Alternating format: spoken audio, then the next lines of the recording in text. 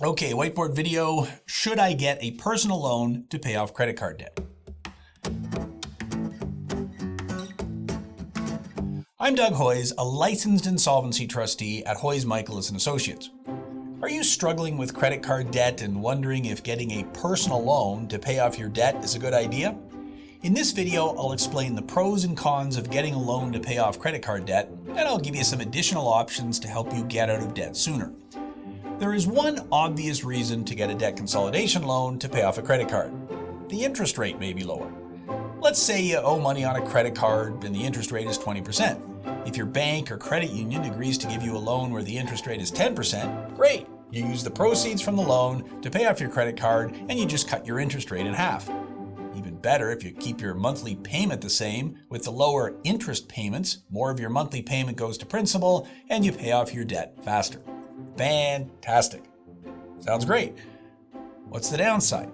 Well, the first issue is that your monthly payment may not drop. Your credit card has a minimum monthly required payment, which might be 1 to 3% of your balance owing plus any late fees and interest for the month. So if you owe $10,000 on your credit card and the interest rate is 20% and you're required to pay 2% of the balance each month, your minimum payment this month is around $367. If you get a $10,000 loan at a 10% interest rate and the bank says you got to pay your loan off over 2 years, well, your monthly payment is around $460 a month. Your monthly payment went up. That's hard on your cash flow. Now, if you can get a $10,000 loan amortized over 5 years at 10%, your monthly payment is around $213 a month. So that does help your cash flow. And of course, with the consolidation loan, you pay a lot less interest over the life of the loan, so it's a good idea. But here's my point. Read the fine print. Your monthly payment compared to what you're paying on your credit card may be higher or lower depending on the interest rate and the term of the loan. The second advantage of a fixed-term loan is you'll know exactly what you'll be paying each month. Unlike a credit card where the interest rate can change and your payment can change, a fixed loan is fixed, so you'll know exactly what you'll have to pay for the life of the loan, so that makes budgeting a lot easier. And because the term is fixed, you know when you will be debt-free. That's a great motivator. So getting a loan to consolidate credit cards can be a good idea as long as the monthly payments fit within your budget and the interest rate is lower. Sounds great. What's the downside? Well, first, you may not qualify for a loan at a lower interest rate.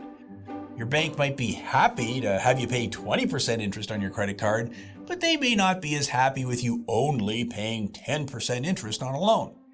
If you don't have a great credit score, perhaps because of all your credit card debt, you may not qualify for a loan at a good rate.